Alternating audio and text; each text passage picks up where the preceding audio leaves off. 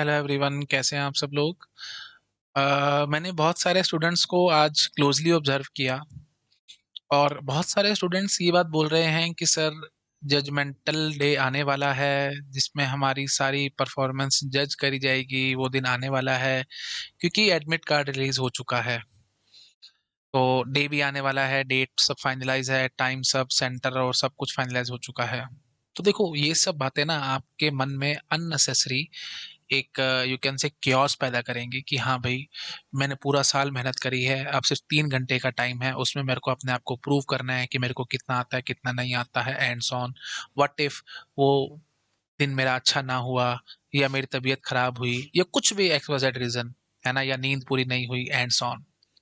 तो देखो, इसलिए मैं आप सब लोगों को एक सजेशन दूंगा, बहुत ज़्यादा ओवर थिंकिंग करनी बंद कर दो। मत सोचो जजमेंटल डे है या जो भी कुछ आप सोच रहे हो, उस सब से कुछ फायदा नहीं होने वाला। What matters is knowledge. जिसमें जितनी ज़्यादा नॉलेज है ना, आज नहीं तो कल वो सबके सामने आती है। और जब सबके सामने आती है तो फिर आपको रिजल्ट भी मिलता है। ठीक है। तो वही बात है ना भाई, कब तक बादल रहेंगे। आज नहीं तो कल तो सूरज चमकेगा ना। तो बिल्कुल वही सिनेरियो है। ठीक है, तो अगर आप सूरज हैं, आप में ताकत है, आप चमक रहे हो, तो आज नहीं तो कल आपकी चमक सबके सामने आएगी। So have some patience. Tension लेने की बात नहीं है। जो भी होगा पेपर में देखा जाएगा। It hardly matters. ठीक है। ये सब सोच करके अगर आप पेपर देने के लिए जाओगे, बिलीव मी, बहुत अच्छा पेपर करके आओगे, सब कुछ बढ़िया होगा। लेकिन अगर आप एक अनड्यू प्रेशर अपने माइंड पे लेकर के गए कि मैंने पूरा साल मेहनत करी है, अब सिर्फ 3 घंटे हैं मेरे को प्रूव करना है एंड सो ऑन, उससे कुछ नहीं बनेगा भाई। ठीक है। तो वो आपने कहावत सुनी होगी भाई, चिंता चिता समान है ना, तो चिंता मत करो भाई। ठीक है। कुछ नहीं मिलने वाला इस सब से। बिल्कुल टेंशन फ्री हो जाओ। और एक सिंपल बात, एक मैं आपको एक और रियल लाइफ सिनेरियो बताता हूँ। सपोज करो आप अपना पेपर कर रहे हो। ठीक है। और मैं पीछे से आता हूँ और आपके सिर पे एक 50 किलो की बोरी रख देता हूँ। ठीक है, 50 किलो का एक बैग, ऐसे समझ लो बैग, एक बहुत हैवी बैग है, और वो मैं आपके सिर के ऊपर आके रख दूं, तो क्या होगा? आप पेपर नहीं कर पाओगे ना। आप परेशान रहोगे ना। तो ये वही 50 किलो का बैग है जो तुम जबरदस्ती का कैरी करके चल रहे हो अपने साथ। That is pressure. ठीक है, प्रेशर को हटाओ अपने दिमाग से। मैं बोल रहा हूँ, मुझे पता है आप लोगों को लग रहा होगा कि सर आप तो बोल रहे हो, लेकिन हमारे जिस पे बीतती है उसको पता लगता है, हमारा दिन आ रहा है एंड सो ऑन। देखो, मैं समझ रहा हूँ आपकी हर एक बात को, but at the end of the day आपको कंट्रोल करने हैं अपने थॉट्स। अगर आप कंट्रोल करने में कामयाब हो गए तो आप बहुत ज्यादा आगे बढ़ जाओगे। बट अगर आप नहीं हो पाए तो आप वही पीछे रह जाओगे। ठीक है। तो कंट्रोल कैसे करना है, एक सिंपल वे आउट मैं आपको बताता हूँ। प्लान करके चलो दिनों को। ठीक है, जैसा है जो है प्रॉपर प्लान करके चलो, और उस प्लान के अकॉर्डिंग काम करते चले जाओ। बस ज्यादा सोचना समझने की जरूरत ही नहीं है। तो जितने भी दिन बचे हैं, देखो मैं आपको अपना बताता हूँ, मैं भी कहीं बाहर जाता हूँ या कुछ भी है ना, तो मैं परेशान हो जाता हूँ बहुत ज्यादा कि हाँ भाई, वो प्रेशर भी जबरदस्ती का आता है कि अब क्या करूँ, बैठा हूँ खाली, क्या करूँ क्या ना करूँ एंड सो ऑन। मेरे को लगता है ठीक है यार, थोड़ा सा पढ़ लेते हैं और क्लास ले लेंगे एंड सो ऑन।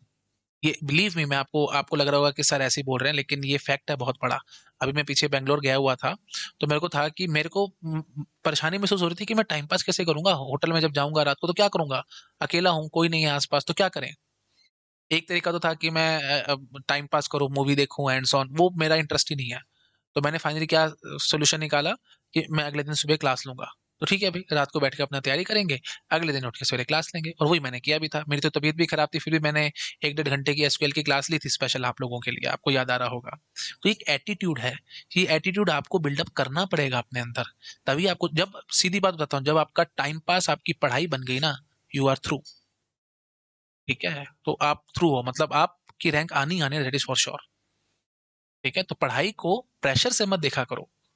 मेरे को आज भी याद है, मेरे फादर साहब मुझे कहा करते थे कि पेपर हो गया ना, अब पेपर हो गया है, तो जैसे फाइनल एग्जाम है, जैसे मैं 8th में था, छोटा से होते थे हम लोग, 7th 8th 9th में जब होते थे, तो फाइनल पेपर हो चुके हैं, जैसे सपोज करो 9th का मैं फाइनल एग्जाम दे चुका हूँ, उसके बाद मेरी छुट्टियां हैं।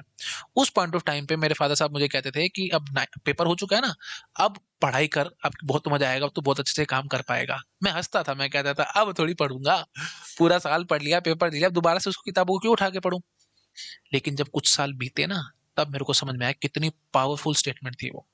बहुत पावरफुल स्टेटमेंट थी कि एग्जाम होने के बाद कोई प्रेशर नहीं है माइंड पे, सब कुछ ठीक ठाक है। इस पॉइंट ऑफ टाइम पे जो तुम पढ़ोगे वो सब छपेगा दिमाग में। अभी तो अनड्यू प्रेशर है आपके माइंड पे चीजों को लेकर के, समझ रहे हो? तो ये सब बातें मैं आपके साथ क्यों कर रहा हूँ, ताकि एक बारी मैं आपका माइंड वाइड ओपन अप कर सकूं। ऑफ कोर्स वहां पे सिचुएशन को इमेजिन करो, 9th क्लास में मैं हूँ, पेपर दे चुका हूँ, उसके बाद 9th को पढ़ रहा हूँ, क्यों? Just for the sake of knowledge. तो नॉलेज इज एवरीथिंग। अगर आप नॉलेज गैदर कर रहे हो ना, तो आपको डरने की, परेशान होने की जरूरत नहीं है। ठीक है, बट अगर आप नॉलेज गैदर नहीं कर रहे हो, सिर्फ ला रहे हो रैंक लाने के लिए, मतलब पढ़ रहे हो तो सिर्फ रैंक लाने के लिए एंड्स ऑन, उससे कुछ नहीं बनेगा तुम्हारा लाइफ में। ठीक है, आज नहीं तो कल गिरोगे। तो बेटर है पढ़ो नॉलेज के लिए। जब नॉलेज आएगी, कॉन्फिडेंस आपके अंदर अपने आप से आएगा। ठीक है, तो टेंशन नहीं लेनी, परेशान नहीं होना। ऐसे मत सोचो कि दिन आ गया, अब तो बस होना है जो होगा एंड सो ऑन। मत सोचो ये सब कुछ, और आगे की सोचो। ये तो जस्ट एक, मैं आपको देखो सच्ची बात बोलूंगा और कड़वी बात बोलूंगा, ये जो दिन है ये सिर्फ एक आपका एक, मतलब यू कैन से एक टेस्ट है, जिससे you will be on the other side of the river. अभी आप फिलहाल रिवर के यहाँ हो, मतलब एक नदी है, आप नदी के इस किनारे पे हो, बस ये टेस्ट पार करके आप उस किनारे पे चले जाओगे, मतलब you will enter into a big college. एक आईआईटी समझ लो, आईआईएससी समझ लो, जो भी आपका कॉलेज है, ड्रीम कॉलेज, आप वहां तक पहुंचोगे। उसके बाद रियल जर्नी तुम्हारी शुरुआत होगी। तो मैं ऐसी कड़ी मीठी मीठी बातें नहीं करूंगा, गेट कर लो, रैंक आ गई तो सब तुम्हारी जिंदगी बन गई, नहीं। आगे बहुत कुछ करना है तुम्हारे को लाइफ में।